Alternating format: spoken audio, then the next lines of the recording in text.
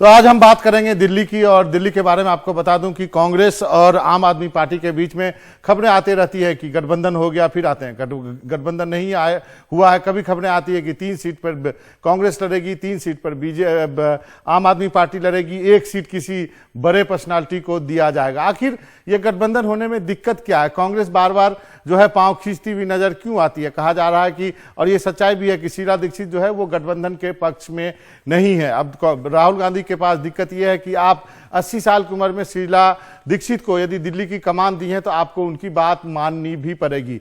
एक धड़ा ऐसा है पार्टी में जो चाहता है कि गठबंधन हो जाए और कुछ सीटें जो है कांग्रेस जीत जाए। कितनी सीट पे लड़ेंगी, इस सीट पे भी, इस बात पे भी झगड़ा है। कोई आम आदमी पार्टी की बात सुनिए तो वो कहते हैं हम 1 सीट देंगे, कांग्रेस कहती है कि हम 3 से कम पे मानेंगे नहीं, कभी कहते हैं 4 पे नहीं मानेंगे।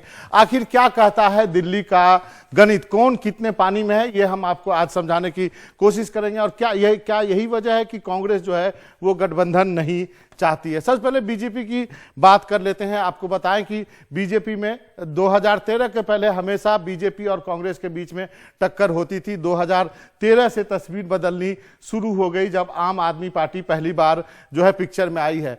2013 के विधानसभा में बीजेपी को 33% वोट मिले थे, उनको 31 सीटें मिली थी।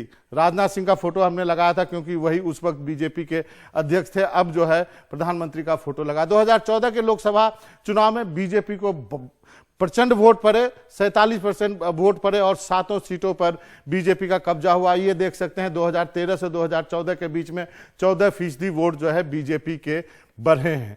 अब उसके बाद हम बात कर लेते हैं जो विधानसभा का चुनाव हुआ। 2015 में विधानसभा का चुनाव हुआ, जितने 14% वोट बढ़े थे 2014 में, वो घट के 15% वोट यहाँ पे घट गए और बीजेपी के पास 32% वोट है और उनको मिली है केवल 3 सीटें। 32% वोट भी कम नहीं होता है और केवल 3 सीटें मिले हैं। और इसके पहले आपको बता दूं कि बीजेपी इतनी ही वोट पा करके जो है वो 33% वोट पा करके अच्छी खासी सीटें जीत चुके थे। तो ये जो है 2015 ने सब कुछ बदल दिया है। 2017 का नगर निगम का चुनाव होता है, हर नगर निगम पर बीजेपी का कब्जा है। वोट जो है थोड़ा सा बढ़ता है, 5%, 37% वोट होता है बीजेपी का, 5% बढ़कर और 181 जो है सीटों पर नगर निगम में बीजेपी जो है वापस सत्ता में आ जाती है। ये कहानी है बीजेपी की। अब आपको बताते हैं दूसरी पार्टी की कहानी, आम आदमी पार्टी की कहानी क्या है।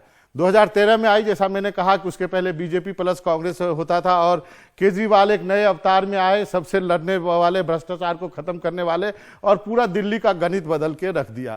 2013 में 29% वोट मिले आम आदमी पार्टी को, 28 सीटें मिली। आपको याद होगा 2013 में कांग्रेस ने इनकी सरकार बनाई थी। लोगों की जो है स्मृति जो है, मेमोरी शॉर्ट होती है, इसलिए याद दिलाना जरूरी है।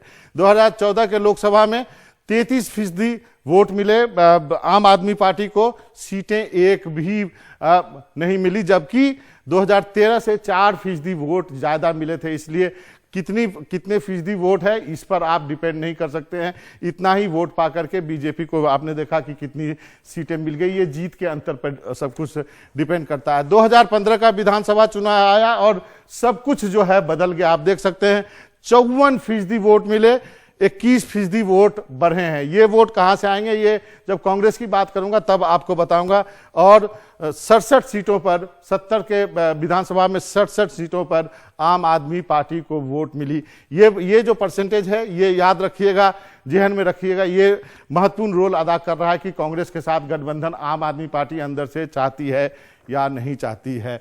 2017 का नगर निगम का चुनाव आया, आप देख सकते हैं कितने 54% वोट थे, 26% वोट नगर निगम में मिले और देखिए 28% के वोट गिरा है। और ये जो है 2015 से 2017 2 साल के बीच में 28% वोट आम आदमी पार्टी का गिरा है और नगर निगम चुनाव में 49 सीटें ही मिली है आम आदमी पार्टी को। तो ये दर्शाता है कि इस पार्टी में कितना अप्स और डाउन है, कैसे ऊपर जाता है उतनी तेजी से नीचे आता है। अब बात कर लेते हैं कांग्रेस की, जो शीला दीक्षित की बात कर लेते हैं एक बार। और पंजाब की भी बात आपको बता दूं, जब बात शुरू हुई तो आम आदमी पार्टी लोकसभा में 24% वोट मिले थे। पंजाब में 4 लोकसभा सीट पर जीती थी आम आदमी पार्टी, लेकिन जब विधानसभा का चुनाव होता है तो वो स्थिति काफी बदल जाती है। वहां पे वोट जो है वो जो है 24% रहता है 2017 में, और 20 सीटें ही जीत पाती है आम आदमी पार्टी। ये पंजाब की बात कर रहा हूं। और उसके बाद के जो चुनाव हुए हैं, जो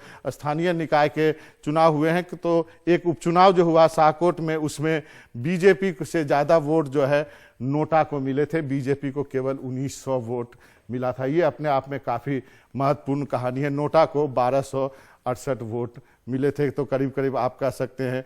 अब दूसरा जो एक विधानसभा चुनाव शाहकोट में हुआ था, उसमें आम आदमी पार्टी को 41,000 वोट मिले थे। और जो है इसका मतलब वहाँ पे इनका प्रदर्शन जो है वो लगातार नीचे गिरता चला गया है। अब हम वापस दिल्ली आएंगे और दिल्ली में कांग्रेस की बात कर लेते हैं। 2013 में 25% वोट कांग्रेस को मिले थे। 8 सीटें ही मिल पाई थी दिल्ली को। और यहाँ से कहते हैं कि उनका डाउनफॉल जो है वो शुरू हो गया था 2013 के चुनाव से ही, और क्योंकि उसके पहले जो है सत्ता में होती थी। अब जो वोट है और गिरा है। 2014 का लोकसभा देखेंगे, 15% वोट कांग्रेस को मिले, सीटें जो है 0 मिली। 10% वोट यहाँ से 2013 से घट के 10% वोट घटा है, 15% वोट रह गया है। अब आगे की बात कर लेते हैं।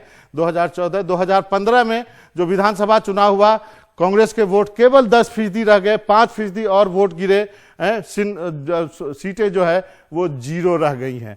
अब ये जो लोएस्ट था कांग्रेस के लिए, इससे नीचे आप कांग्रेस के नेता कल्पना नहीं कर सकते थे।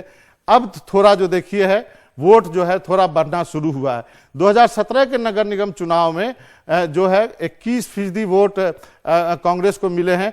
यहाँ पर 11% का फायदा हुआ है वोटों का कांग्रेस को, और कांग्रेस को जो है 31 सीटें मिली है। तो ये जो है अपने आप में एक कहानी कहती है कि किस तरह से कांग्रेस जो है वो नगर निगम के चुनाव में जो है अच्छा कर रही है। और यही एक वजह है कि कांग्रेस को लगता है कि अब इससे ऊपर ही जा सकते हैं। 21% वोट जो है कांग्रेस का जो है एक उनको लगता है कि अच्छी बात है। हालांकि 2013 के मुकाबले देखें तो वो काफ़ी कम है। तो ये वजह है कि शीला दीक्षित को लगता है कि कांग्रेस जो है वो को अकेले लड़ेंगी तो ज़्यादा फायदा में रहेगा। शरद शर्मा हमारे पास है। शरद, संक्षेप में जानना चाहूंगा, जो हमने आंकड़े दिखाए उसके बाद आपको लगता है कि शीला दीक्षित इसी चीज पे काम कर रही हैं कि हमको यदि खुद लड़े तो हम सभी 7 सीटों पर अपने कार्यकर्ताओं के लिए कुछ तो हौसला प्रदान कर पाएंगे? बिल्कुल, ये बात तो है ही है कि अगर कोई भी पार्टी, न सिर्फ कांग्रेस, अगर वो खुद लड़ती है तो उसका संगठन भी जिंदा रहता है, साथ ही साथ उसके आगे बढ़ने की संभावना भी लगातार बनी रहती है। क्योंकि ये लोकसभा चुनाव जो है यही केवल अंतिम नहीं है, इसके बाद में बल्कि विधानसभा के चुनाव होने हैं। और अगर आम आदमी पार्टी ने गठबंधन कर लिया तो अगर ये माने कि 4 सीटों पर आम आदमी पार्टी लड़ेगी, 3 सीटों पर कांग्रेस लड़ेगी, तो ये मान के चलें कि लगभग 40 विधानसभा सीटों पर कांग्रेस के कार्यकर्ता जो हैं वो एक्टिव नहीं रह जाएंगे। तो ऐसे में फिर कैसे विधानसभा में वापस जो है कांग्रेस अपने उसी दौर में जो आने की कोशिश कर रही है, जो सत्ता में हुआ करती थी, कैसे वो आएगी? तो इसीलिए शीला दीक्षित जो है इस बात पे अड़ी हुई है कि पार्टी को गठबंधन नहीं करना चाहिए, बल्कि अकेले चुनाव में उतरना चाहिए। जी शरद, आपका बहुत बहुत शुक्रिया। तो शरद जो है वो बता रहे थे कि क्या शीला दीक्षित सोचती हैं, और यही वजह है कि जो यदि आपने शीला दीक्षित को कमान दी है तो उनकी बात माननी पड़ेगी। और आखिरकार राहुल गांधी को शीला दीक्षित की बात जो है दिल्ली में माननी पड़ी है। और अब यह करीब करीब तय है कि कांग्रेस जो है अकेले विधानसभा जो लोकसभा का चुनाव लड़ेगी, और कांग्रेस और आम आदमी पार्टी में कोई गठबंधन नहीं होगा।